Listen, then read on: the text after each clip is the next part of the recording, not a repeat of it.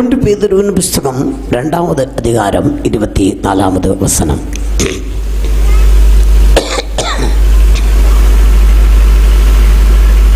அங்கே தான் நேற்றுக்கு கடைசியாக வந்துவிட்டது.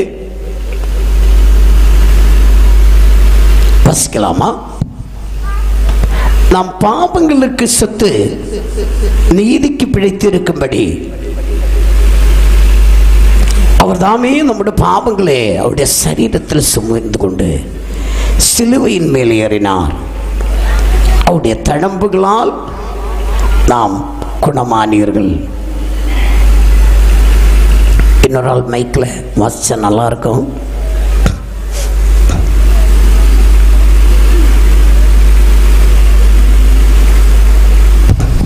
நாம் பாவங்களுக்கு செத்து நீதிக்கு பிழைத்திருக்கும்படிக்கு அவர் தாமே தமது சரீரத்திலே நம்முடைய பாவங்களை சிலுவையின் மேல் சுமந்தார். அவருடைய தழும்புகளால் குணமானீர்கள். புரியுதா? நித்திய தேவன் நம்மேல் வைத்த அன்பு அது அனாதி அன்பு, அது நித்தியமான அன்பு. நம்ம எல்லாரும் ஒரு கிட்டத்தட்ட 75 வயசுக்கு கீழே தான் இருக்கிறது. ஆனால்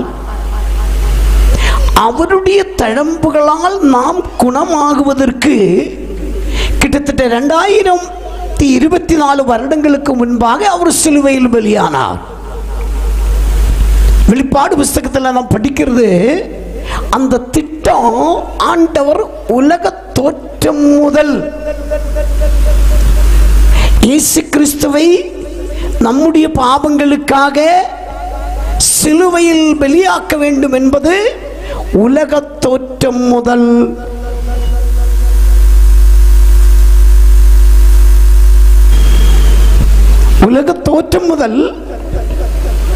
அதை நிறைவேற்றி நாம் கெட்டு போகாதபடிக்கு ஆண்டவர் நடவடிக்கை ஆரம்பித்தது.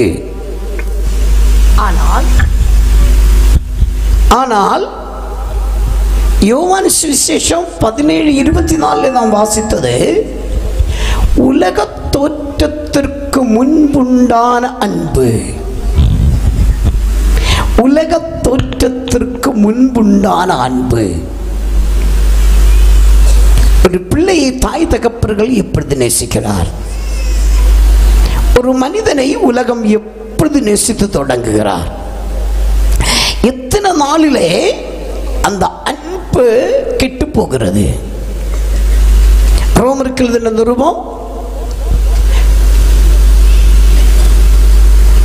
5வது அதிகாரம் 8-9 வசனங்களை வாசிக்கும் போது, கிறிஸ்துவோ நாம் பாபிகளாயிருக்கும் பொழுதே நமக்காக மரிக்கையில், நாம் பாவிகளாயிருக்கையில் கிறிஸ்து நமக்காக மரித்ததினாலே தேவன் நம்மேல் வைத்த தமது அன்பை விளங்க பண்ணுகிறார். புரியுதா?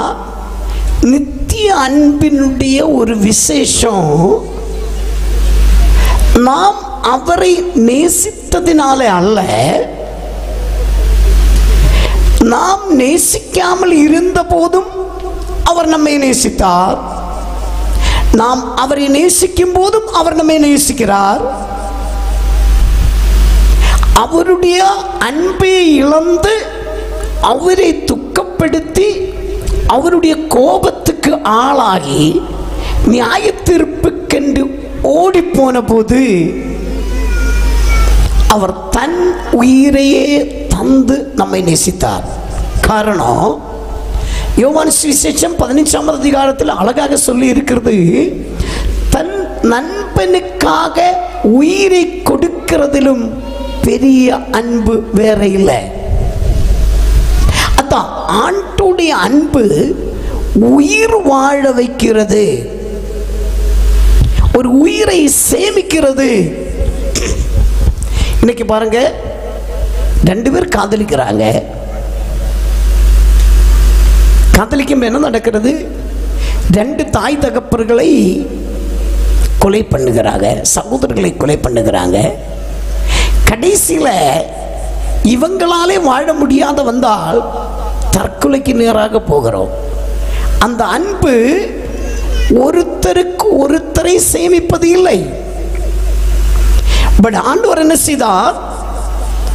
2 கொரிந்தியர் 5வது அதிகாரத்தில் 15வது வசனத்தில் எல்லாருக்காகவும் ஒருவர் மரித்திருக்கிறபடியினால், ஹலோ ஹலோ, ஆண்டவர் ஜாதி மத இன வேறுபாடன்றி மனுகுலத்தை நேசிக்கிறார். அதான் எபிரேயர் 2:14. இதோ பிள்ளைகள், மனிதர்கள், யூதனானாலும் கிரேக்கனானாலும், இதோ பிள்ளைகள் மாமிசத்தோடும் இரத்தத்தோடும் கூடினபடியினால் அவரும் பிள்ளைகளைப் போல் மாமிசத்தோடும் இரத்தத்தோடும் கூடினவரானார்.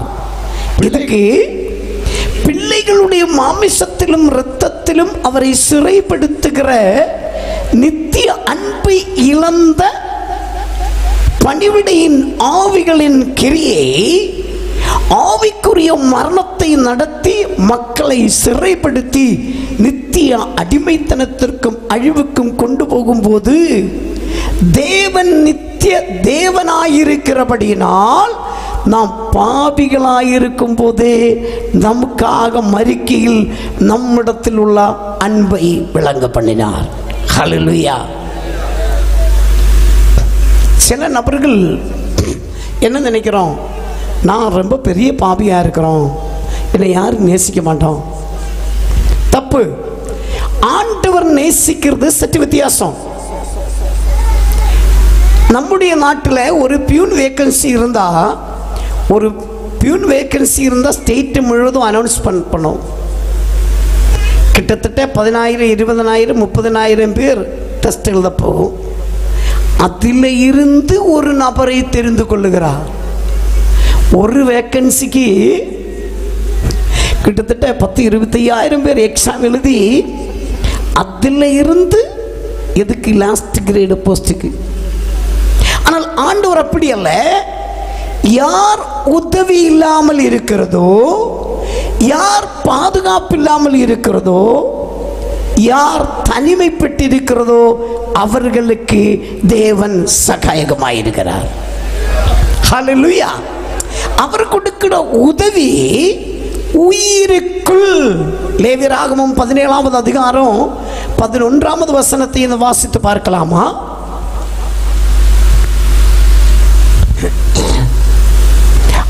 ஆண்டவர் அன்பின் ஆழத்தை அங்கே வெளிப்படுத்துகிறார்.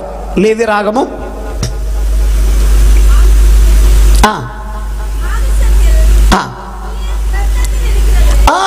மாமிசத்தின் உயிர் இரத்தத்தில் இருக்கிறது.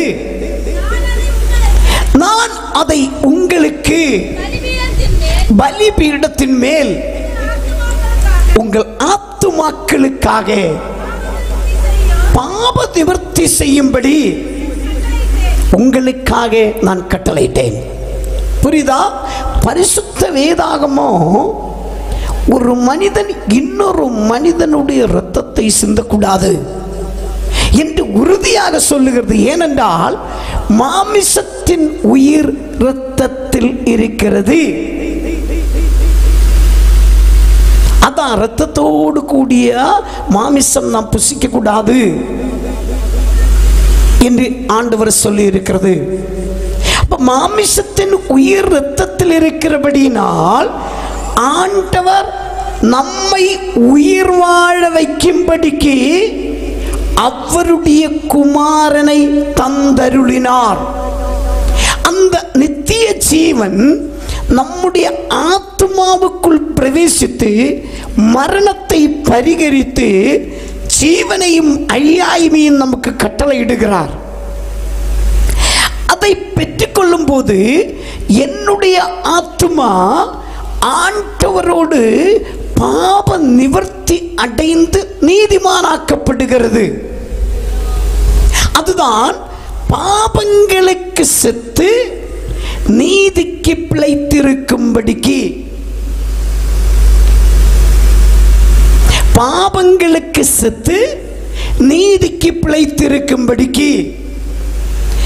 பாவத்தில் வாழ்ந்து கொண்டிருக்கிற ஒரு மனிதன் நீதிக்கு செத்து இருக்கிறது. ஏனென்றால் நித்திய அன்பு அவனிடத்தில் இல்லை. பாவம் செய்கிறது யார் என்று நாம் பரிசோதிக்கும் போது நித்தியத்திலிருந்து வெட்டுண்டு விழப்பண்ணின ஆவிகள், நித்திய அன்பு இழந்து போனதுனால நான் இழந்து விட்டதை இன்னொருத்தர் பெற்றுக்கொள்ளக்கூடாது. யூதாவின் புஸ்தகத்தை நாம் படிக்கும்போது அங்கே 6வது வசனத்தில் அழகாக சொல்லி இருக்கிறார். வாசிக்கலாமா? புரியுதா? தங்களுக்கு, மைக்கில் வசனம் நல்லா இருக்கும், தங்களுக்கு உரிய ஆதி மேன்மையை காத்து கொள்ளாமல் தங்களுக்குரிய வாசஸ்தலத்தை விட்டுவிட்டு, தங்களுக்கு உரிய வாசஸ்தலத்தை விட்டுவிட்ட தூதர்கள் மகா நாளில் நியாய தீர்ப்புக்கென்று நித்திய சங்கிலிகள்னாலே கட்டி, அந்த தூதர்கள் இப்பவும் நியாய தீர்ப்புக்குள் வரல. நியாய தீர்ப்புக்குள் ஒரு காலம் இருக்கிறது. மகா சங்கிலிகளினாலே கட்டி அந்தகாரத்தில் அடைத்து வைத்திருக்கிறார். அப்ப அந்த ஆவிகள் என்ன செய்கிறோம்? நான் இழந்து விட்டதை மனுகுலவும் இழந்து விடணும். அப்படிதான் ஐசையா 14வது அதிகாரத்தில் நாம் வாசித்தது, சிறைப்பட்டவர்களை தங்களது வீட்டுக்கு திரும்ப விடாமல் ஆவிக்குரிய மரணம், நித்திய உணர்ச்சியை விட்டு வேறுபட்டு சுய உணர்ச்சியில் வாழ்ந்து கொண்டிருக்கிற ஒரு மனிதன் மரணத்தின் ஆவியை மேற்கொள்ள முடியாது. யார் தங்களுடைய பாவங்களை ஏற்று சொல்லி அறிக்கையிட்டு பாவத்தை விட்டுவிட்டு ஆத்துமா சரீர ஜீவனம் நித்திய ஜீவனும் நித்திய அன்புமாகிய ஆவியின் ஆளுகைக்கு அர்ப்பணிக்கிறதோ அவர் நித்திய உடன்படிக்கையின் இரத்தத்தால் மரித்தோரிடமிருந்து வெளியே வருகிறார். எபிரேயருக்கு எழுதின நிருபம் 13வது அதிகாரம் 20வது வசனம், 10வது அதிகாரம் 14வது வசனம், அந்த 2 வசனத்தையும் வாசிக்கும் போது நித்திய உடன்படிக்கையின் இரத்தத்தினாலே, இயேசு கிறிஸ்துவனுடைய இரத்தம் இந்த உலகத்திற்கு மட்டுமல்ல, இப்பொழுது இருக்கிற ஜீவனுக்கும் இதற்கு பின்வரும் ஜீவனுக்கும் அது நித்தியமானது. அது நித்திய அன்பினால் பகுத்து தரப்பட்டது. அது நித்திய உடன்படிக்கையின் இரத்தம். நித்திய உடன்படிக்கையின் இரத்தத்தினால ஆடுகளுடைய பெரிய மேய்ப்பரான, புரியுதா, ஆடுகளுடைய பெரிய மேய்ப்பனாகிய நம்முடைய கர்த்தராகிய இயேசுவை மரித்தோரிலிருந்து ஏறி வர பண்ணின சமாதானத்தின் தேவன் இயேசு கிறிஸ்துவை கொண்டு தமக்கு முன்பாக பிரியமானதை உங்களில் நடப்பித்து நீங்கள் தம்முடைய சித்தத்தின்படி செய்ய உங்களை சகலவித நற்கிரியைகளும் சீர் பொருந்தினவர்களாக அவருக்கு, புரியுதா, எல்லா மனிதர்களுக்கும் நற்கிரியை செய்ய வேண்டும் என்ற எண்ணம் இருக்கிறது. ஆனாலும் அவர்கள் சிறைப்படுத்தப்பட்டு போகிற இப்பிரபஞ்சத்திற்கு ஏற்றபடி மனிதர்களை பாவத்திற்குள் தள்ளிவிடுகிற ஆவிகளை மேற்கொள்ள முடியவில்லை. அதை மேற்கொண்டு பிரியமானதை செய்ய வேண்டுமானால் நித்திய உடன்படிக்கையின் இரத்தத்தினால ஒருவன் கழுகப்பட வேண்டும். அவன் சுத்தமாக வேண்டும். அநேகர் தூரவே நின்று ஆண்டவரே என்று கூப்பிடுகிறார். ஆண்டவர் தன் குமாரனை அனுப்பும் போது வார்த்தை மாமிசமாகி நமக்குள் வந்து பார்த்தார். நமக்குள், என் இரத்தத்துக்குள், என் சரீரத்துக்குள், என் ஜீவனத்துக்குள் அவர் ஆண்டு கொள்ளுவதற்கு நாம் நம்மை விட்டு கொடுக்கணும். ஹலோ, எபிரேயர் 10:14 படிக்கலாமா?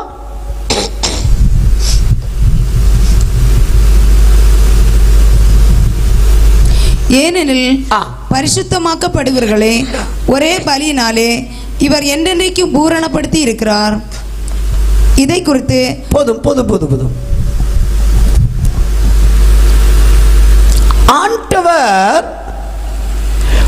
ஒரே தரம் வெளியினாலே எத்தனை பேர் பரிசுத்தப்பட இருக்கிறதோ அத்தனை பேரையும் என்றென்றைக்குமாய் அவர் பரிபூரணப்படுத்தினார். பைபிளில் விவிதமான இரத்தங்களை குறித்து சொல்லுகிறது. ஆபேலின் இரத்தம் பூமியில் இருந்து என்னை நோக்கி கூக்குரல் இடுகிறது.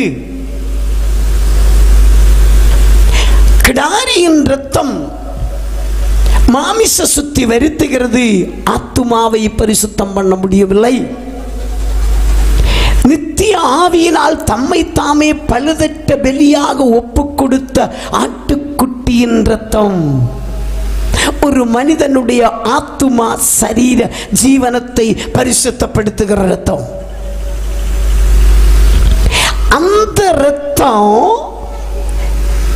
யோவான் சுவிசேஷம் 1வது அதிகாரம் 1வது வசனத்தை நம்ம வாசிக்கணும். வாசிக்கலாமா? ஆதியிலே வார்த்தை இருந்தது. ஆதியிலே வார்த்தை இருந்தது.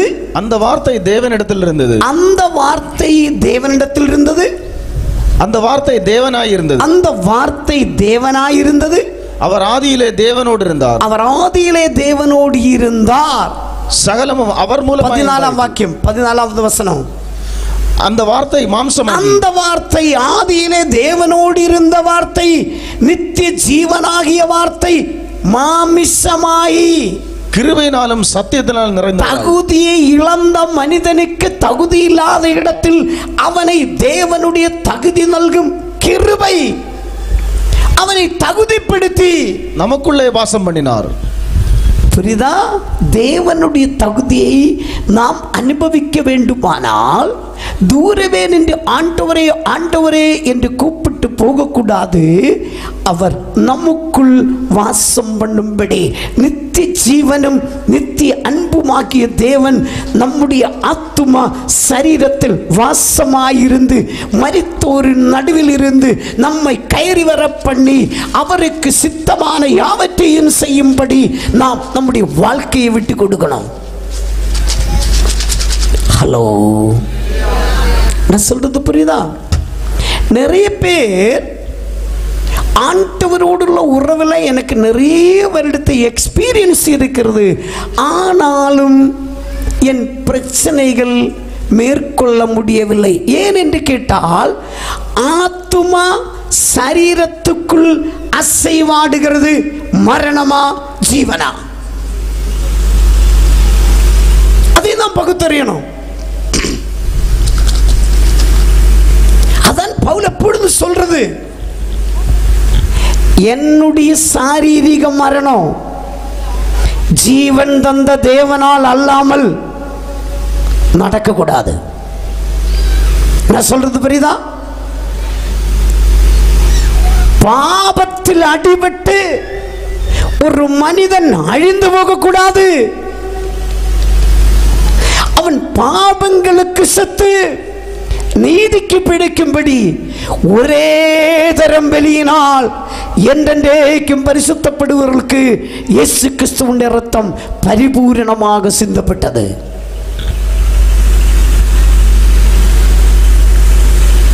டாக்டர் ஒரு மருந்து நமக்கு குறித்து போட்டால் அந்த மாத்திரை நம்ம சாப்பிடணும், அந்த மருந்து நம்ம உள்ளே போகணும். அப்பதான் நம்முடைய நோயிலிருந்து நம்ம வெளியே வரும். பாபமும் நித்திய அன்பும் ஒரே நேரம் ஒரு மனிதனுக்குள் நிலை நிற்க முடியாது. ஏனென்றால் பாபம் நித்தியத்தை இழந்த ஆவியின் கிரியை, நித்திய அன்பு நித்திய தேவனுடைய சுபாவம். அப்படியானால் பிரச்சனை எப்படி பரிகரிக்கப்படணும்? அதான் தீமோத்தேயுவின் புஸ்தகத்தில் நேற்றுக்கு நான் வாசித்தது. ஆதி காலம் முதல் கொண்டே கிறிஸ்துவேசுவில் மனிதர்களுக்கு அருளப்பட்ட கிருபை நித்திய ஜீவனும் நித்திய அன்பும் இயேசு கிறிஸ்து எப்போது சரீரத்தில் வெளிப்பட்டு கல்வாரி சிலுவையில் தொங்கி அவருடைய இரத்தம் நமக்காக பகுத்து கொடுத்ததோ அப்பொழுது மரணம் நீக்கி மரணத்தை பரிகரித்து ஜீவனையும் அழியாய்மையும் கட்டளையிடுகிற சுவிசேஷத்தின் சொந்த வல்லமைக்கு அந்த மனிதன் ரீபில்ட் பண்ணப்படுகிறது. அதுதான் பாடி ஆஃப் கிரைஸ்ட். ஒருவன் கிறிஸ்துவுக்குள் ஆனால் அவன் புது சிருஷ்டி. தட்ஸ் மீன் அவனுக்குள்ளே இருந்து பழைய மரணம், பழைய பாவம், பாவ சுபாவம், பாவ வாழ்க்கை, பாவ பிரமாணம், பாவ சிந்தனை, பாவ வழிகள், பாவ எண்ணங்கள், மாமிசத்தின் கிரியைகள் அவனை விட்டு அழிந்து போகிறது. அப்ப சரியாகவே பாவத்தின் விளைவை பற்றி நாம் தெரிந்து கொண்டால் நித்திய அன்பை நாம் விரும்பி பெற்றுக்கொள்ளும்.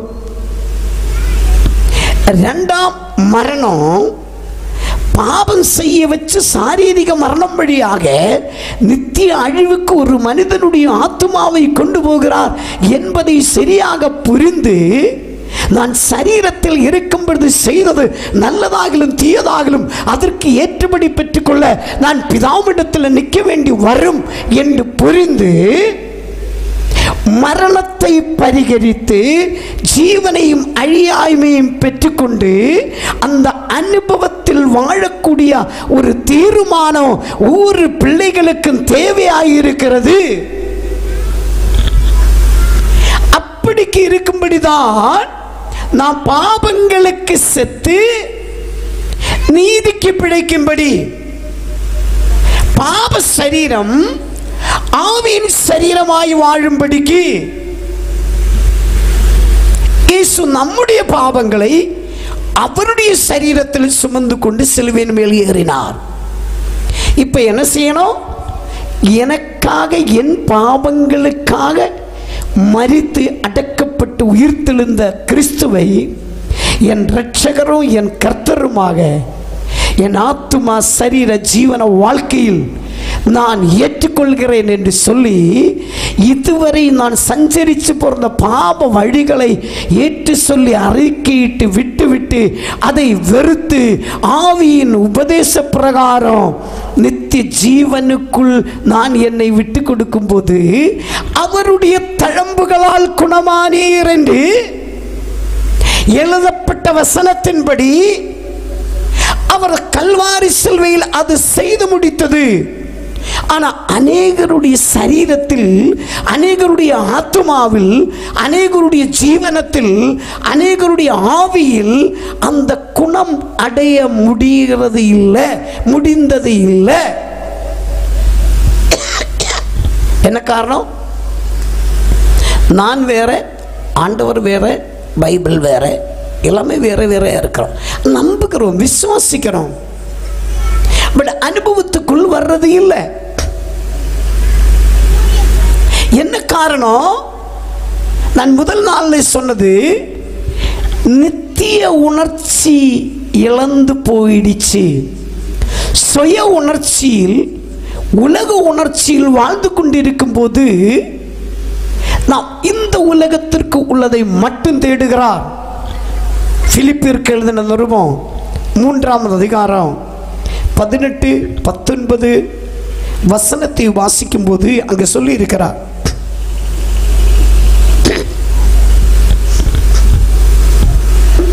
பவுல் என்ன சொல்லுகிறார்? அநேகர் வேறே விதமாக நடக்கிறார். இதுதான் பல தடவை உங்களிடத்தில் அழுகையோடு சொன்னேன், இப்போ நான் அதை சொல்லுகிறேன். அப்படியுமா? ஏனெனில் அநேகர் வேறு விதமாய் நடக்கிறார்கள். அவர்கள் கிறிஸ்துவின் சிலுவைக்கு பகைஞன் என்று உங்களுக்கு அநேகந்தரம் சொன்னேன். இப்பொழுதும் கண்ணீரோடு சொல்லுகிறேன், அவர்களுடைய முடிவு அழிவு, அவர்களுடைய தேவன் வயிறு, அவர்களுடைய மகிமை, அவர்களுடைய லட்சையே. அவர்கள் பூமிக்கு அடுத்தவைகளை சிந்திக்கிறார்கள். நம்முடைய குடியிருப்பு பரலோகத்தில் இருக்கிறது. புரியுதா? நம்ம சுற்றிலும் பார்க்கும்போது எல்லா மனிதர்களும் பூமிக்கு அடுத்தவைகளை நாடிக்கொண்டு வாழ்ந்து கொண்டிருக்கிறார். நாம் அவர்களை பின்பற்றுகிறோம். அவர்கள் பூமிக்கு அடுத்தவைகளை சிந்திக்கிறார், நாமும் பூமிக்கு அடுத்தவைகளை சிந்திக்கிறார். அவர்களுடைய முடிவு அழிவு, நம்முடைய முடிவும் அழிவுக்கு போகும்.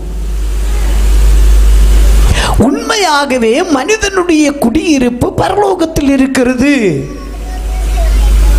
அங்கே இருந்து கர்த்தராகிய இயேசு கிறிஸ்து மகிமையின் சரீரத்தை கொடுக்கும்படிக்கு இந்த பூமிக்கு வருவார்.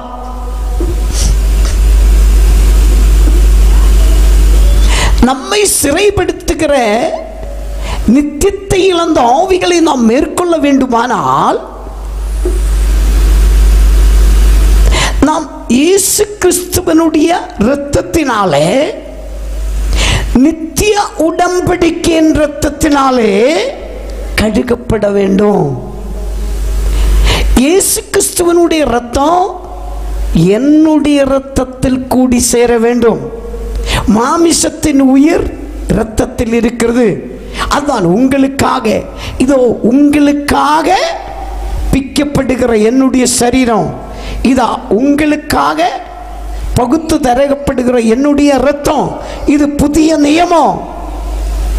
என் இரத்தத்திலும் என் மாமிசத்திலும் உள் பிரவேசித்த பாவத்தை, மரணத்தை அழிப்பதற்கு நித்திய ஜீவனாகிய இயேசு கிறிஸ்துவின் இரத்தமும், நித்திய அன்பாகிய அவருடைய சுபாவமும் எனக்கு உள் பிரவேசிக்க வேண்டும். அப்பதான் என்னுடைய வாழ்க்கையில் மாற்றத்தை கொண்டு வரும். பாவம் பரிகரிக்கப்படாமல் நாம் எந்த அளவுக்கு விசுவாசமாய் இருந்தாலும் வாழ்க்கையில் சிறைப்படுத்துகிற ஆவிகளை, சிறைப்படுத்துகிற விஷயங்களை மேற்கொள்ள முடியாது. எபிரேயருக்கு எழுதின நிருபம் 9வது அதிகாரம் 22வது வசனம் தெளிவாக சொல்லுகிறது, வாழ்க்கை லட்சியத்தை தப்பிவிட்டு போய்கொண்டிருக்கிற ஒரு மனிதனை சரியான லட்சியத்துக்குள் கொண்டு செல்லும்படிக்கு படைத்தவர் என்ன செய்திருக்கிறார்? படிப்போமா? எபிரேயர் 9:22.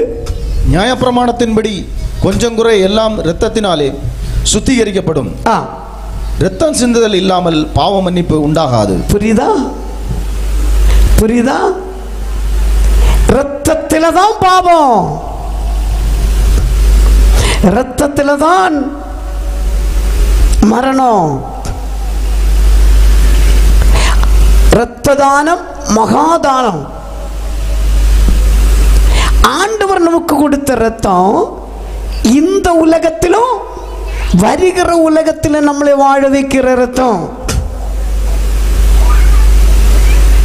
1 தீமோத்தேயு 4:8 படிக்கலாமா?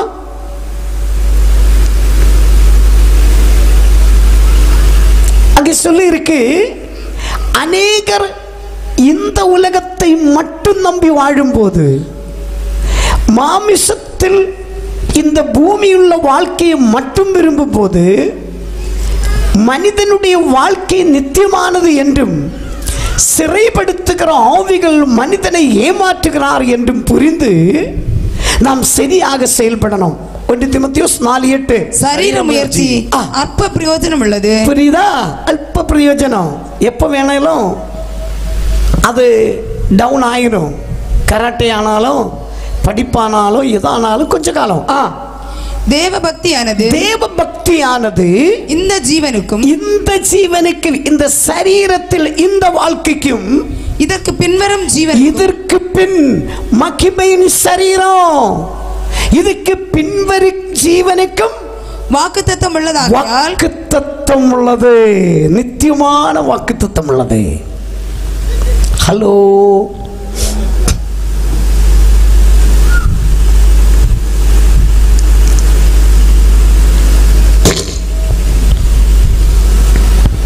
ஆண்களும் பெண்களும் தமிழ் நிறைய வித்தியாசம் இருக்கு. அதில் ஒரு மிக முக்கியமான வித்தியாசம் என்னன்னு தெரியுமா? ஒரு ஆணை போதித்தால் ஒரு நபரை போதிக்கிறோம், ஒரு பெண்ணை போதித்தால் ஒரு சொசைட்டியை போதிக்கிறோம். என்ன காரணம்? கர்ப்பப்பை பெண்களுக்கு தான் இருக்கிறது. ஆட்டோமேட்டிக்கலாக தலைமுறைகளை வளர்த்தி எடுப்பதற்கான எல்லா சிஸ்டம் அங்கே தான் இருக்கிறது.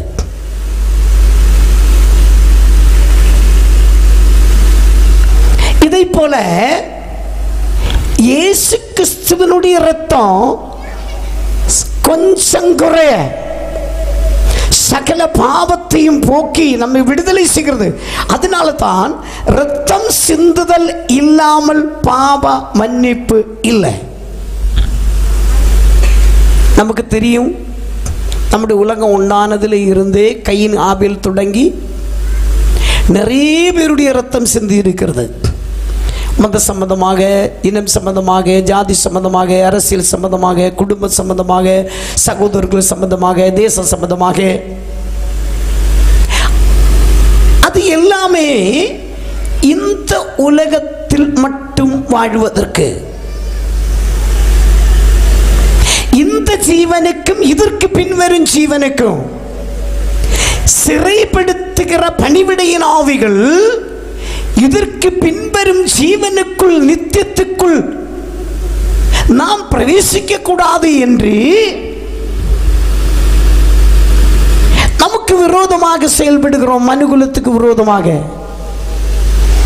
தங்கள் இழந்துவிட்ட ஆதிமேன்மையும் தங்களுக்குரிய வாசஸ்தலமும் நாங்கள் இழந்து விட்டது இனி மனிதர்களும் பெற்றுக்கொள்ளக்கூடாது. அப்படிக்கு மனிதர்களை சிறைப்படுத்துகிறார். மனிதர்களும் பேசி பேசி என்ன பேசுறதுன்னா, எப்படியாவது சாகிறது வர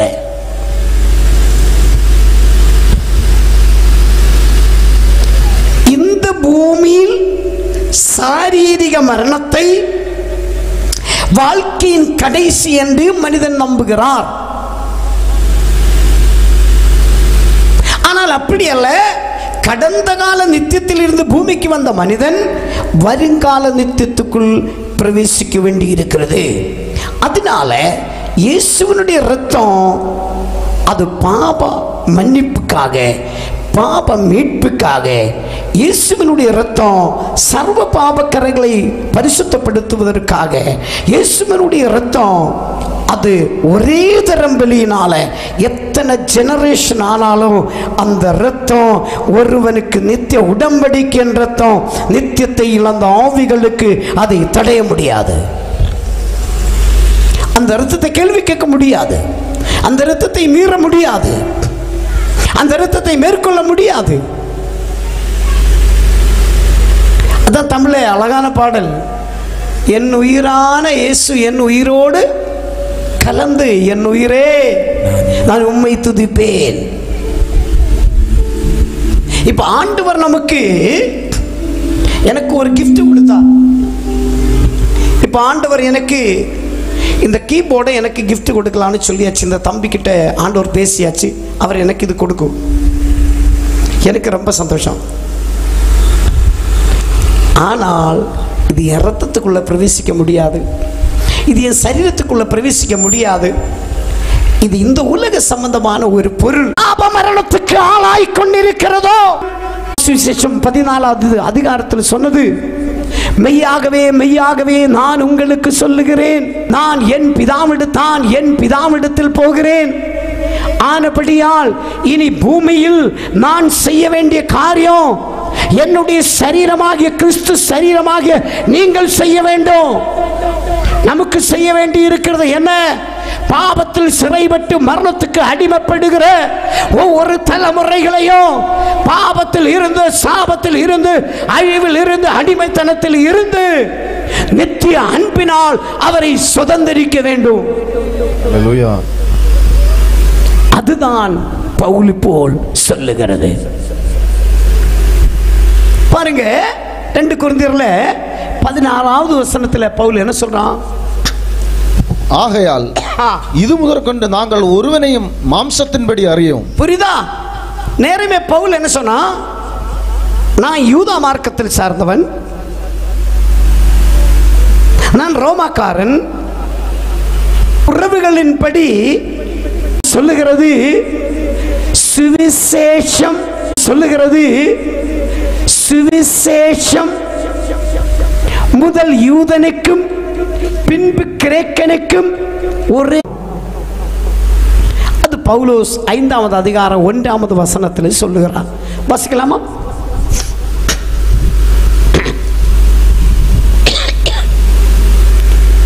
5வது அதிகாரம் 2 கொரிந்தியர் அதிகாரம். தற்கொலை பண்ணுகிறதோ இன்னொரு ஆளை கொலை பண்ணுகிறதோ அந்த ஒரு கேரக்டர் நமக்குள்ளே எங்கிருந்து வந்தது? திருடவும் அழிக்கவும் கொல்லவும் செய்கிற ஆவியினுடைய கேரக்டர். நித்திய அன்பு நம்மிடத்தில் இல்லை. நித்திய அன்பு இருந்தால் இந்த மண் சரீரத்தில் இந்த பூமியிலும் என்றென்றைக்கும் நித்திய அன்பில் இருக்கிறதோ நித்திய அன்பில் இருக்கிறதோ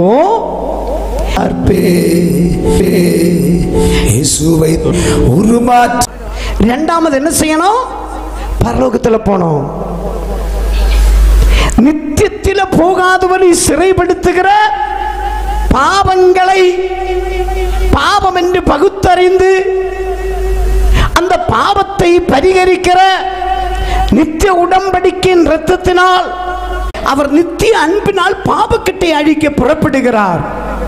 உயிர்த்தல் வல்லமையினால் அவர் மரணக்கட்டை அழிக்க புறப்படுகிறார். ஐசையா தீர்க்கதரிசியின் புஸ்தகம் நாம் 60-61 அதிகாரங்கள் நாம் வாசிக்கும் போது நமக்கு தெரியும், கர்த்தருடைய ஆவியானவர் இயேசுவை அபிஷேகித்து சரீரத்தில் நித்திய ஜீவனாலோ நித்திய அன்பினாலோ அபிஷேகிக்கப்பட்ட அவர் கட்டுண்டவர்களை விடுதலையாக்கும்படிக்கு அபிஷேகிக்கப்பட்டார். சிறைப்படுத்தப்பட்டவர்களை விடுதலையாக்கும்படிக்கு அவர் அபிஷேகிக்கப்பட்டார். வாசிக்கலாமா? கர்த்தராகிய தேவனுடைய ஆவியானவர் என் மேல் இருக்கிறார். சிறுமைப்பட்டவர்களுக்கு சுவிசேஷத்தை அறிவிக்க கர்த்தர் என்னை அபிஷேகம் பண்ணினார். இருதயம் நொறுங்குண்டவர்களுக்கு காயங்களை கட்டுதலையும் சிறைப்பட்டவர்களுக்கு விடுதலையும் கட்டுண்டவர்களுக்கு கட்டவிழ்தலையும் கூறவும். புரியுதா? சிறைப்படுத்தல்களை மேற்கொள்ளும்படி சிறைப்பட்டவர்களுக்கு விடுதலை கட்டளையிட ஆதியில் இருந்த வார்த்தை மாமிச சரீரத்தில் வந்து நமக்குள் பார்த்து நம்மை சுதந்தரித்தார். அந்த சுதந்திரம் கிறிஸ்து உண்டு பண்ணின சுயாதீன நிலைமையில நாம் நிலைநிற்கணும். கலாத்தியருக்கு எழுதிய நிருபம் 5வது அதிகாரம் 1வது வசனத்தை வாசிக்கலாமா?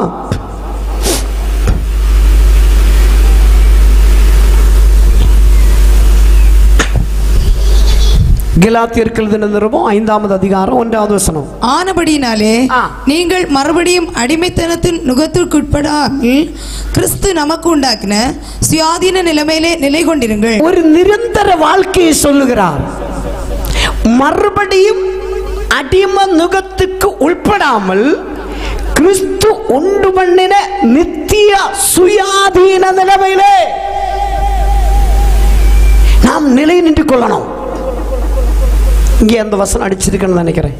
நீங்கள் மறுபடியும் அடிமை நுகத்தில் உட்படாமல் கிறிஸ்து நமக்கு உண்டாக்கின சுயாதீன நிலைமையிலே நிலை நின்று கொள்ளுங்கள். நித்திய வாழ்வில நிலை நின்று கொள்ளுங்கள். நித்திய அன்பில நிலை நின்று கொள்ளுங்கள். நித்திய ஜீவன்ல நிலை நின்று கொள்ளுங்கள். என்னுடைய சரீரம் படைத்த தேவனுடைய ஆவி அல்லாமல் திருடவும் அறுக்கவும் கொல்லவும் செய்கிற ஆவிக்கு இடமில்லாமல் நித்திய அன்பிலே சுயாதீன நிலைமையிலே நிலை நிற்க வேண்டும். அது ரோமருக்கு எழுதின நிருபம் 6வது அதிகாரம் 4வது வசனத்தை கூட வாசிக்கணும். மேலும் பிதாவின் மகிமையினாலே கிறிஸ்து மரித்தெழுந்து எழுப்பப்பட்டது போல நாமும் புதிதான ஜீவனுள்ளவர்களாய் நடந்து கொள்ளும்படிக்கு அவருடைய மரணத்துக்குள்ளாக்கும் ஞான ஸ்நானத்தினாலே கிறிஸ்துவுடனே கூட அடக்கம் பண்ணப்பட்டோம். புரியுதா? மேலும் மாமிச சரீரத்தில் கிறிஸ்து பிதாவினுடைய மகிமையால் உயிர்த்தெழுந்தது போல மரண பள்ளத்தாக்கில் மரணத்தின் நடுவில் பாவத்தின் நடுவில் கிறிஸ்து பிதாவினுடைய மகிமையால் நடந்து கொண்டது போல நாமும் புதுதான ஜீவனுள்ளவர்களாய், மரணமில்லாத, மரிக்க முடியாத, என்றென்றைக்கும் ஜீவனாயிருக்கிற நித்திய ஜீவன், அதான் புதுதான ஜீவன்.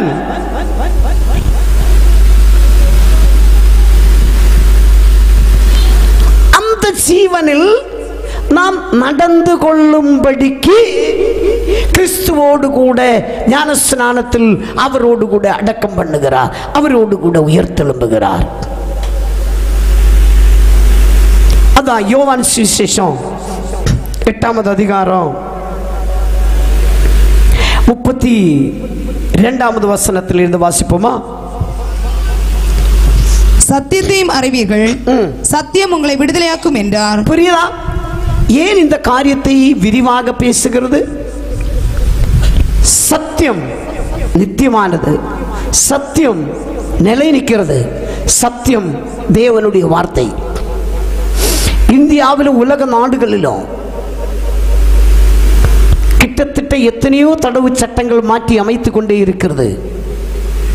நம்முடைய குடியரசு சட்டம் கிட்டத்தட்ட 100 அதிகம் தடவும் திருத்தியாச்சு. ஆனால் 100 வருஷம் ஆகலை, 77 வருஷம் தான் இருக்கு. ஆனால் பரிசுத்த வேதாகமோ உலகம் எங்கும் சகல மனிதர்களுக்கும் என்றைக்கு மாற்றமில்லாமல் தொடர்ந்து கொண்டே இருக்கிறது. சத்தியம் நித்தியமானது. அந்த நித்தியமான சத்தியத்தை நாம் அறியணும், அது நம்மை சுதந்திரிக்கணும்.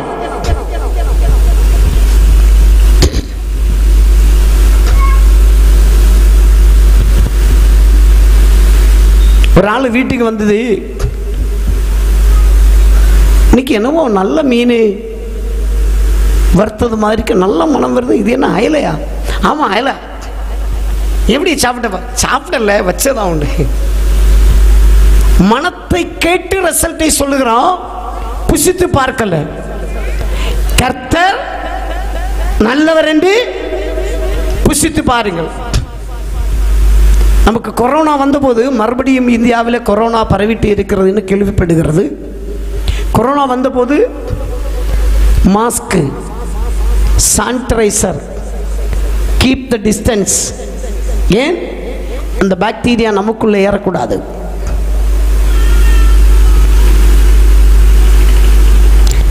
பாவமும் மரணமும் நம்மை கீழ்ப்படுத்தாமல் இருக்க வேண்டுமானால் சத்தியம் என்ன? மாமிசத்தின் உயிர் இரத்தத்தில் இருக்கிறது. இயேசு கிறிஸ்து அவருடைய இரத்தத்தை நமக்கு பகுத்து தந்து இந்த பாவத்திலிருந்து மரணத்திலிருந்து நம்மளை வெளியே கொண்டு வந்திருக்கிறார். அந்த சத்தியத்தை அறிந்து அந்த சத்தியத்துக்குள் ஆகி அந்த சத்தியத்தை பெற்றுக்கொண்டு அந்த சத்தியத்தால் பாவத்தை மரணத்தை மேற்கொள்ளணும், சுதந்திரராகணும். அதான் அந்த ரோமருக்கு எழுதின அதிகாரம் நீங்கள் நல்லாக வாசித்து பார்க்கும்போது 6வது வசனம் சொல்லுகிறது, பாவ சரீரம் ஒழிந்து போகும் பொருட்டு பழைய மனிதன் கிறிஸ்துவோடு கூட சிலுவையில் அறையப்படணும். இன்றைக்கு எல்லாருக்குமே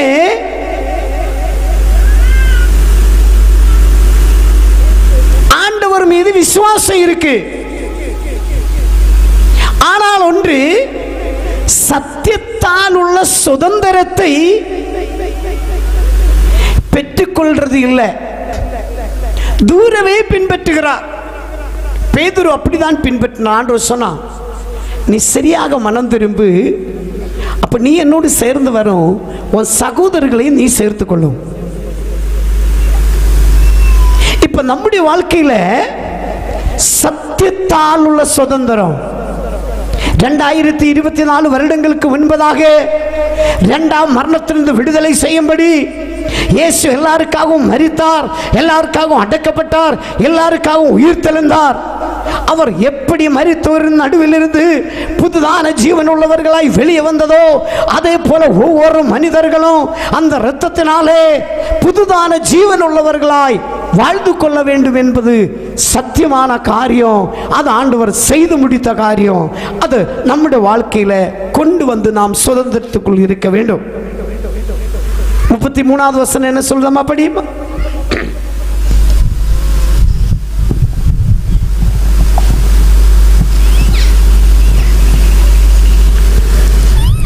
யோவான் 8:32 வாசிச்சது 33 வாசிங்க.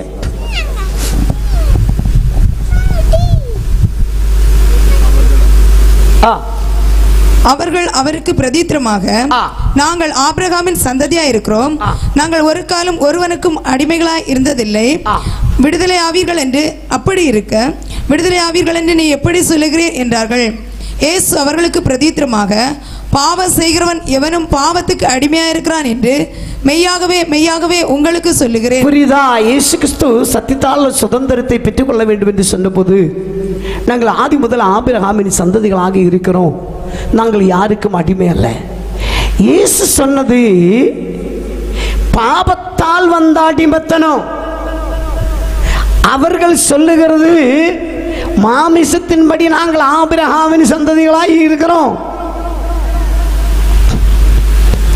ஆவியின்படி ஆபிரகாமின் சந்ததி கிறிஸ்து இயேசு வழி மட்டும்தான் என்று நாம் கலாத்தியர்கள் நிருபம் 3வது அதிகாரத்தில் படிக்கிறது. ஆபிரகாம் விசுவாசத்தால் பெற்றுக்கொண்ட வாக்குத்தத்தம் 440 வருடங்கள் வாக்குத்தத்த சந்ததியாகிய இயேசு கிறிஸ்து வரும் வரையும் நியாயப்பிரமாணத்தின் கீழ் அடைத்து வைக்கப்பட்டது. இயேசு கிறிஸ்து வந்த பிறகு நியாயப்பிரமாணம் மக்களை இயேசுவிடத்திற்கு நடத்துகிற உபாத்தியனாய் மாறினது. கிறிஸ்து இயேசுவுக்குள் தான் ஆபிரகாமின் சந்ததி. இப்ப கிறிஸ்துவ தான் சொல்லுகிறான், அவர் ஆவியின்படி ஆபிரகாமின் சந்ததியாக நித்திய மீட்புக்காக வந்திருக்கிறோம். பாவத்தால் உள்ள அடிமைத்தனத்தை குறித்து மக்களுக்கு தெரியவில்லை. இப்ப இயேசு அதை விளக்கி கொடுக்கிறார். ஒரு ஆள் பாவத்துக்கு அடிமைப்பட்டால் அந்த பாவத்திற்கு அவன் அடிமைதான். ஏனென்றால் அந்த பாவம் அவனுக்கு ஆவிக்குரிய மரணம் கொண்டு வருகிறது, தேவனிடமிருந்து வேறுபடுத்தினது. அது இல்லை என்று நம்ம பொய்யாக சொல்ல முடியாது. இரத்தத்திலும் சரீரத்திலும் அது கலந்து போன விஷயம். அப்ப சத்தியத்தால் உள்ள சுதந்திரம் நமக்கு தேவை. 36வது வசனம் கூட படியுமா? ஆகையால் குமாரன் உங்களை விடுதலையாக்கினால் மெய்யாகவே விடுதலை ஆவீர்கள். புரியுதா? பாவ மன்னிப்புக்கென்று பிதா வானத்தின் கீழ் பூமிக்கு மேல் மனுகுலத்துக்கென்று அனுப்பினது குமாரனை. அதான் நாம் முதல் நாள் வாசித்தது. எபிராயர் 1:3 தம்மால தாமே பாவங்களுக்கு பரிகாரம் உண்டு பண்ணி உன்னதங்களில் உள்ள பிதாவுடைய வலது பாசத்தில் உட்கார்ந்து கொண்டிருக்கிறோம்.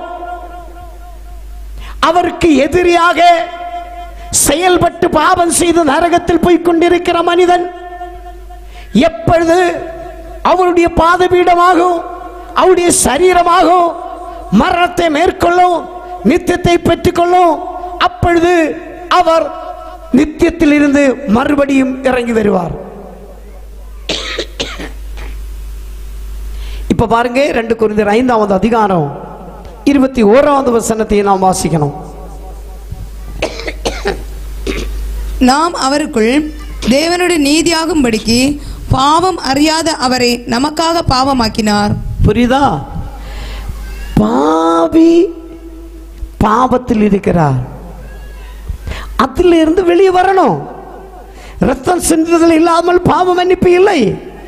பாவம் அறியாத கிறிஸ்துவை நானும் நீங்களும் பாவ சரீரம் ஒழிந்து அவருக்குள் நீதியாகும்படி, பிதாவினுடைய நீதியாகும்படி பாவம் அறியாத அவரை பாவமாக்கினார். இனி ஒருவன் பாவத்தில் வாழ்ந்து பாவத்தில் அழிந்து போக வேண்டிய தேவை இல்லை. ஆண்டவரே என் பாவங்களையும் மன்னியும், ஆண்டவரே பாவங்கள் அறை என சுத்திகரிக்கும், ஆண்டவரே, கிறிஸ்து இயேசுவுக்குள் ஒரு புது வாழ்க்கை எனக்கு வேணும். சரீரத்திலும் இந்த உலகத்திலும் மகிமையின் சரீரத்திலும் மகிமையின் உலகத்திலும் நான் ஆண்டவருடையதாக வாழ விரும்புகிறேன் என்று நாம் தேவனிடத்தில் பேச வேண்டும். ஒரு மனிதனுடைய பாவம் இந்த உலகத்தில் ஆண்டவர் அவனுக்கு கொடுத்த நித்திய ஜீவனை நித்திய அன்பையும் அவனிடத்திலிருந்து இழக்க பண்ணி கிட்டத்தட்ட 900 வாக்குத்தத்தங்கள் அவன் பெற்றுக்கொள்ள வேண்டிய வாக்குத்தத்தங்கள், அந்த வாக்குத்தத்தங்கள் பெற்றுக்கொள்ளாமல் அவனை பாவியாக்கி மாற்றி இந்த உலகத்தில் வாழ வேண்டிய ஆசீர்வாதத்தின் வாழ்க்கை பெற்றுக்கொள்ளாமல் அவன் கட்டுக்களுக்குள் அவன் சபிக்கப்பட்டவனாய் வாழ்ந்து கொண்டே இருக்கிறது. பாவங்கள் பரிகரிக்கப்படும் போது ஒரு மனிதனுடைய சரீர வாழ்க்கை நித்திய ஜீவனிலும் நித்திய அன்பிலும் ஆழத் தொடங்கும் போது அவனுடைய 900க்கு மேற்கொண்ட வாக்குத்தத்தங்கள் அவன் பெற்றுக்கொள்ள முடியும். அவனுடைய சாரீரிக மரணம், 2ஆம் மரணம் உள்பிரவேசிக்க முடியாது. ஏனென்றால் நித்திய ஜீவனிலும் நித்திய அன்பிலும் அவன் ஒன்றாயிருக்கிறான்.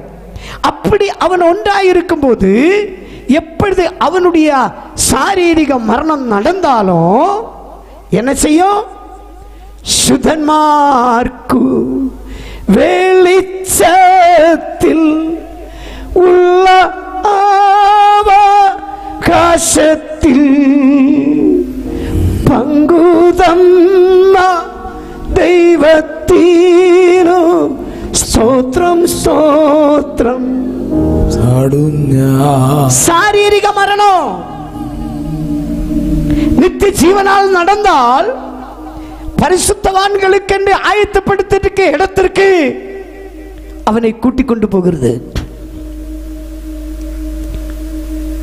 பைபிளில் மோசேயுடைய சரித்திரத்தை நாம் படிக்கும் போது ஆண்டவர் அவனை கொண்டு கனான் தேசத்துக்கு போகிறது. மக்களுடைய பிரச்சனை அவனால் தாங்க முடியவில்லை. அவன் கோபப்பட்டு அடிக்க வேண்டி வந்த நிலைமை. ஆண்டவர் அவனை கூட்டிக் கொண்டு போய், இனி இந்த ஜனங்களிடத்தில் நீ இருந்தால் உனக்கு நித்தியத்தை நஷ்டப்பட்டு போகும். அவனுக்கு கனான் தேசம் தூரவே வைத்து காண்பித்து கொடுத்து அவனை நித்தியத்திற்கென்று சேர்த்து கொண்டார். இந்த உலகத்தில் ஒருவேளை நாம் ஒரு சில ஆசீர்வாதங்களை பெற்றுக்கொள்ளாமல் இருந்தாலும் நித்தியமானதை பெற்றுக்கொள்ளாமல் போனால் அது மகா கஷ்டம், அது மகா நஷ்டம். நம்முடைய நோக்கம் நித்தியத்தை பார்த்து பயணம் பண்ணும் போது அப்படியே தமிழ்ல அழகா ஒரு பாடல் இருக்கு, வாதை எந்தன் கூடாரத்தை அணுகாது மகனே. ஆனா இன்னைக்கு எல்லாருமே பாட்டு பாடுறோம், நல்லதான், சந்தோஷம் இருந்தா பாடலாம். ஆனால் அதோட அர்த்தம் வாழ்க்கையில செயல்படணும். அங்கே அழகா எழுதியிருக்கு. என்ன எழுதியிருக்கு? ஆட்டுக்குட்டி ரத்தத்தினா சத்தானை ஜெயித்து விட்டோ, இனி ஆவி உண்டு, வசனம் உண்டு, அன்றாட வெற்றி உண்டு. புரியுதா? ஆவிக்குரிய வாழ்க்கை அங்கதான். ரத்தம் புதுப்பிக்கப்படுகிறது, சரீரம் புதுப்பிக்கப்படுகிறது. மாமிசத்தின்படி இருந்த மனிதன் ஆவியின்படி, மாமிசத்தின்படி இருக்கும்போது அவனை எங்கே எல்லாம் சிறைப்படுத்தினதோ இப்போ ஆவியின்படி அவன் அந்த பாவத்தை எல்லாம் மேற்கொள்ளுகிறது. அந்த ஒரு அனுபவம் நம்மிடத்தில் வர வேண்டுமானால் என்ன செய்ய வேண்டும்? என்னுடைய ரகசிய பாவம், என்னுடைய சுமேதா பாவம், என்னுடைய துணிகரமான பாவம், எனக்குள் மறைந்திருக்கிற பாவம், எனக்குள் மரணகரமான பாவம், எனக்கு அழிவுக்கு காரணமாக பாவம். கடைசியாக நாம் எபிராயர் 10ஆம் அதிகாரம் 26, 27 வசனங்களை வாசிக்கும் போது அவருடைய கோபாக்கினி, நாம் செய்கிற பாவம் அவருடைய கோப அக்கினிக்கு காரணமாய் தீருகிறது. உங்களுக்கு தெரியும், பரிசுத்த வேதாகமம் நிறைய காரியங்கள் கற்றுத்தருகிறது. பாவத்தால் விளைவாகும் சாபத்தை குறித்து. நான் ஒரு பாவம் செய்தால் என்னுடைய 4 தலைமுறைகள் பாதிக்கப்படும்.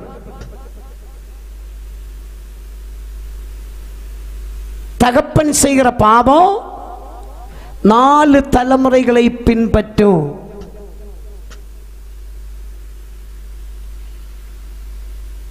ஆபிரகாம் விசுவாசிகளின் தகப்பனானார், உண்மைதான். ஆனால் அவர் என்ன செய்யவில்லை?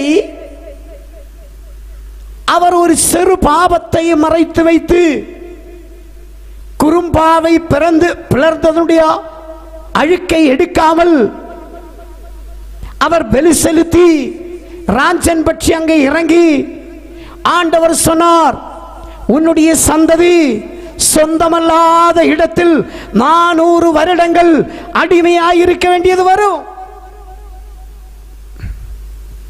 இன்றைக்கு யாருக்கு எதையும் பண்ணலாம். ஆனால் ஒன்று, ஆபேலின் ரத்தம் பூமியில் இருந்து அதை நீங்க படிக்கணும். இன்று அநேக குடும்பங்களில் பார்க்கும்போது பூர்வீகர் கொடூரமான பாவங்கள் பிறருக்கு செய்து அவர்கள் மரண வெப்ராளத்தில் நீ எனக்கு இது செய்ததுனால இது உன் சாபம், உன் குடும்பத்தில் உன் தலைமுறை மேல வேட்டாடும் என்று போன்ற சாபங்கள் வசனத்தின்படி 4 தலைமுறை பின்பற்றி வருகிற சாபங்களை நம்ம காண முடியும். ஞானிகளின் ஞானியாய சலோமோனுடைய வாழ்க்கையில அவன் இப்படி பாவம் செய்து சாபத்தை சேமித்துக் கொண்டார். இப்படிக்கு மனிதன் செய்கிற பாவம் நாம் ஆதியாகமம் 4வது அதிகாரத்தில் கையினுடைய பாவத்தை குறித்து வாசிக்கும் போது அங்கே வருகிற சாபம் ஜஸ்ட் ஒன்று வாசி பாருங்க. கர்த்தர் காயினை நோக்கி, உன் சகோதரனாகிய ஆபேல் எங்கே? அதற்கு அவன், நான் அறியேன், என் சகோதரனுக்கு நான் காவலாளியோ என்றான். அதற்கு அவர், என்ன செய்தாய்? உன் சகோதரனுடைய இரத்தம் சத்தம் பூமியிலிருந்து என்னை நோக்கி கூப்பிடுகிறது. புரியுதா? நாம் ஈஸியா ஒரு மனிதனை எதையும் பண்ணிட்டு போகலாம். பட் அவனுடைய ரத்தம் பூமியில் இருந்து படைத்தவரிடத்தை கூக்குரலிடுகிறது. இப்ப என்ன பதில்? பூமியிலிருந்து என்னை நோக்கி கூப்பிடுகிறது. இப்பொழுது உன் சகோதரனுடைய இரத்தத்தை உன் கையிலே வாங்கிக் கொள்ள தன் வாயை திறந்த இந்த பூமியிலே நீ சபிக்கப்பட்டிருப்பாய். புரியுதா? உன் சகோதரனுடைய இரத்தத்தை சிந்த வைத்து நீ ஜெயித்து விட்டோம் என்று நினைக்கிறோம். உன் சகோதரனுடைய இரத்தத்தை ஏற்று வாங்கின பூமி இப்போ உன் நிமித்தம் சபிக்கப்பட்டது. அவன் செய்த பாவம் அவனோட தீரவில்லை, அந்த பூமி கூட சபிக்கப்பட்டது. அடுத்து, நீ நிலத்தை பயிரிடும் போது, இனி நீ நிலத்தில் பயிரிடு, அது தன் பலனை இனி உனக்கு கூடாது. இனி அதனுடைய பலன் உனக்கு கூடாது. ஏனென்றால் இரத்த பழி. நீ பூமியில் நிலையற்றி அலைகிறவனாய் இருப்பாய் என்றார். முடியவில்லை. நீ பூமியிலே நிலை அற்று அலைகிறவனாயிருப்பான் என்றார். ஒரு பாவம் எத்தனை சாபம் கொண்டு வருகிறது. அடுத்து, அப்பொழுது காயின் கர்த்தரை நோக்கி, எனக்கு இட்ட தண்டனை என்னால் சகிக்க முடியாது. கொலை பண்றதுக்கு அவனுக்கு எவ்வளவு ஆவேசம். இப்பதான் தண்டனை என்னால சகிக்க முடியாதுன்னு சொல்றான். இன்று என்னை இந்த தேசத்திலிருந்து துரத்தி விடுகிறேன், நான் உமது சமூகத்துக்கு விலகி மறைந்து. புரியுதா? தேசத்தை விட்டு மட்டுமல்ல, தேவ சமூகத்தை விட்டு அவன் ஓடி மறைகிறவனாய் தீர்ந்தது. பூமியில் நிலையற்று அலைகிறவனாய் இருப்பேன். பூமியில் அவன் நிலையற்று அலைகிறவனாயிருக்கிறான். என்னை கண்டுபிடிக்கிறவன் எவனும் என்னை கொன்று போடுவானே என்றான். அவனுக்கு மரண பயம் வந்தது. என்னை இவனாவது கண்டுபிடிச்சா இவன் தான் சகோதரனை கொலை பண்ணது என்று சொல்லி என்னை கொலை பண்ணும் என்று அவன் பயந்தது. அடுத்து, அப்பொழுது கர்த்தர் அவனை நோக்கி, காயினை கொல்லுகிற எவன் மேலும் 7 பழி சுமரும் என்று சொல்லி. பாருங்க, இவன் செய்த பழிக்கு இனி இவனை பழி வாங்க செத்தவனுடைய பிள்ளைகள் யாராவது எழும்பும் போது அவனுக்கு 7 பழி. என்ன காரணம்? ரத்தம் சிந்தக்கூடாது. என்ன காரணம்? ரத்தம் சிந்துதல் பாவம். ரத்தம் சிந்த வைக்கிறது பாவம். உயிர் வாழ விடாதது பாவம். அதான் பாவம் இரத்தத்தில், மரணம் இரத்தத்தில்.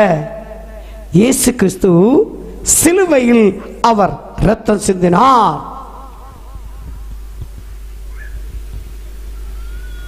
செய்யறாதது செய்கிற பாவம். செய்ய வேண்டும் என்று சொல்றது செய்யாமல் இருக்கிறது பாவம். மத்தாயி 12வது அதிகாரம் படிக்கும் போது 31, 32 வசனங்கள்ல இருக்கு மன்னிக்கப்படாத பாவம். மத்தாயி 15வது அதிகாரம் 16 வசனத்தில் இருந்து படிக்கும் போது மனிதனுடைய அகத்திலே இருந்து வருகிறது பாவம்.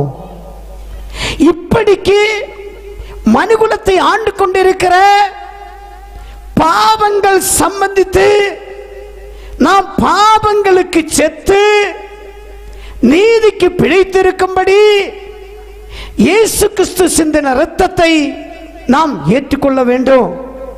இல்லாவிட்டால் நாம் நியாய தீர்ப்புக்குள் நிற்க வேண்டியது வரும். அந்த நாளில் நாம் தெற்றி ஒழிய முடியாது. இதுதான் பைபிள் சொல்லுகிறது. இவ்வளோ பெரிதான ரட்சிப்பு,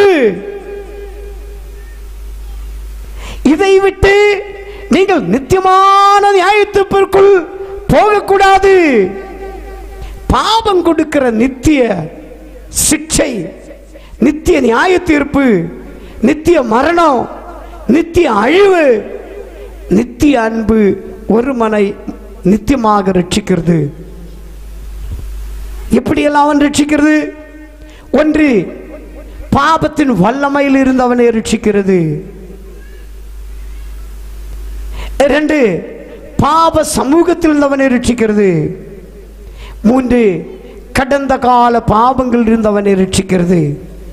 அவனுடைய ஆத்துமாவை நீதிமானாக்கி, அவனுடைய ஆவியை நீதிமானாக்கி, அவனுடைய ஆத்துமாவை நித்திய மரணத்திலிருந்து நித்திய மீட்புக்குள் மீட்டு அவனுடைய சரீரத்தை மகிமையின் ஊழியமாகவும் 2வது மகிமையின் சரீரத்திலும் கொண்டு செல்லுகிறது ஆண்டவருடைய ரட்சிப்பு.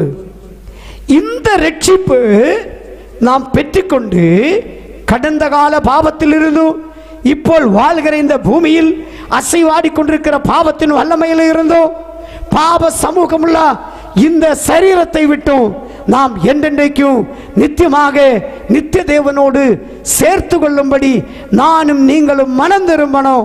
அதான் ரோமர் 6:6 நான் நேரமே சொன்னது. பாப சரீரம் ஒழிந்து போகும் பொருட்டு, என்னுடைய பாவ சரீரம் ஒழிந்து போகும் பொருட்டு நான் என்ற நபர் கிறிஸ்துவோடு கூட சிலுவையிலே அறையப்படணும். என் பாவங்களுக்காக இயேசு மரித்தார். என் பாவங்களை எல்லாம் ஏற்று சொல்லி அறிக்கையிட்டு விட்டுவிட்டு கர்த்தருக்குள் வரணும். பாவ சுபாவத்தை விட்டு, பாவ பிரமாணத்தை விட்டு, பாவ வாழ்க்கையை விட்டு, மாமிச சுபாவத்தை விட்டு நாம் ஆவிக்குரியவனாய் வர வேண்டும். இப்பொழுதுதான் 2 நாளாகமம் 7வது அதிகாரம் 12 இருந்து ஒரு சில வசனங்களை நாம் வாசிக்க வேண்டி இருக்கிறது. கர்த்தர் இரவிலே சாலமனுக்கு தரிசனமாகி, நான் உன் விண்ணப்பத்தை கேட்டு இந்த ஸ்தலத்தை எனக்கு பலியிடும் ஆலயமாக தெரிந்து கொண்டேன். நான் மழை இல்லாதபடிக்கு வானத்தை அடைத்து அல்லது தேசத்தை அழிக்க வெட்டுக்கிளிகளுக்கு கட்டளையிட்டு அல்லது என் ஜனத்திற்கு கொள்ளை நோயை அனுப்பும் போது என் நாமம் தரிக்கப்பட்ட என் ஜனங்கள் தங்களை தாழ்த்தி ஜெபம் பண்ணி என் முகத்தை தேடி தங்கள் பொல்லாத வழிகளை விட்டு திரும்பினால் அப்பொழுது பரலோகத்தில் இருக்கிற நான் கேட்டு அவர்கள் பாவத்தை மன்னித்து அவர்கள் தேசத்துக்கு சேமத்தை கொடுப்பேன். இந்த ஸ்தலத்திலே செய்யப்படும் ஜெபத்துக்கு என் கண்கள் திறந்தவைகளும் என் செவிகள் கவனிக்கிறவைகளுமா இருக்கும். புரியுதா? ஆண்டவர் ஒரு இடத்துல ஒரு கூட்டாய்மை, ஒரு ஆலயத்தை, ஒரு ஜெபத்தை ஆரம்பிக்கும் போது பெருகி வருகிற பாவம் சாபம் நிமித்தம் அந்த நாட்டில் பலவிதமாகிய விபத்துகள் வரப்போகிறது. அது வராமல் இருக்கும்படிக்கு ஜனங்களுடைய பாவத்தையும், ஆண்டவரே எங்களுடைய தேசம் அழிந்து போகக்கூடாது, எங்க பிள்ளைகள் தெரியாமல் பாவத்தை செய்திருக்கிறோம், நாங்களும் எங்களுடைய பக்கத்து வீட்டுக்காரர்களும் நாங்களும் எங்களுடைய தேசமும் தெரியாமல் பாவம் செய்தது, இது நிமித்தம் நாங்களும் எங்கள் பிள்ளைகளும் அழிவுக்கு போகக்கூடாது என்று சொல்லி நாம் கதறி அழுது பாவங்களை ஏற்றி சொல்லி செபிக்கும் போது அந்த தேசத்திலிருந்து அழிவை மாற்றி ஆண்டவர் க்ஷேமத்தை கொண்டு வரும். ஆண்டவருடைய திட்டங்களை நாம் புரிந்து கொள்ள வேண்டும்.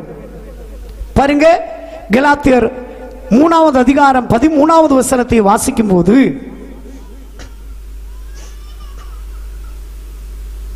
கலாத்தியருக்கு எழுதின நிருபம் 3வது அதிகாரம் 13வது வசனம். மரத்திலே தூக்கப்பட்ட எவனும் சபிக்கப்பட்டவன் என்று எழுதியிருக்கிறபடி கிறிஸ்து நமக்காக சாபமாகி நியாயப்பிரமாணத்தின் சாபத்துக்கு நம்மை நீங்களாக்கி மீட்டுக் கொண்டார். புரியுதா? பாவத்தில் இருந்து மட்டுமல்ல, பின்பற்றி வருகிற பாவத்தின் விளைவாகிய சாபத்தில் இருந்தோம் கிறிஸ்து மரத்தின் மேல் சபிக்கப்பட்டவனாய் தூங்கினதுனால அவருடைய இரத்தம் என்னை மீட்டு கொண்டார். அவருடைய இரத்தம் எனக்கு மறுவிலையாய் கொடுத்து என்னை கிரயத்துக்கு கொள்ளப்பட்டீர்களே. உங்கள் சரீரம் தேவனால் பெற்றும் உங்கள் தங்கியிருக்கும் பரிசுத்தாவியின் ஆலயமாய் இருக்கிறது. அசுத்தத்துக்கு நாம் இடம் கொடுக்க கூடாது.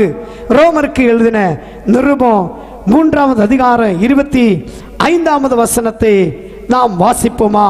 கொலோசியர் 1:14 கூட வாசிக்கலாமா?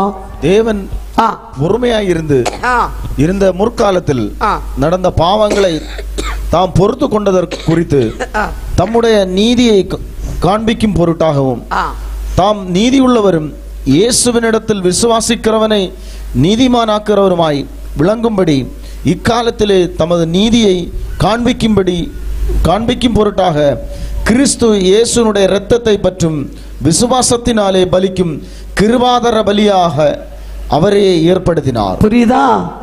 பாவம் செய்ததினால மனிதன் என்றைக்கும் அழிந்து போக வேண்டும் என்று ஆண்டவர் விரும்பவில்லை. கிறிஸ்துவனுடைய இரத்தத்தினால நம்மை அவர் சேர்த்துக் கொள்ளுகிறார். கொலோசியர் 1:14.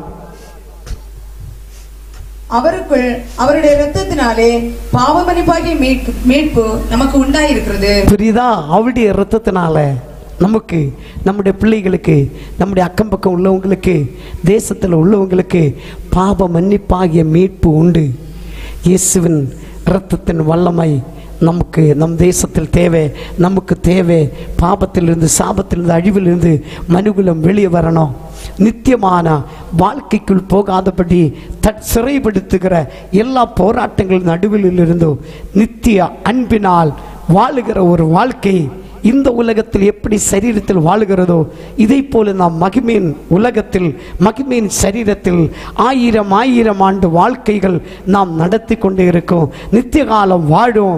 அது ஆண்டவர் விரும்பி நம்மை நித்தியமாய் நேசித்து என்னுடைய பாவங்களை அவர் மன்னிக்கிறார். என்னுடைய பாவங்களை அவர் மன்னிக்கிறார்.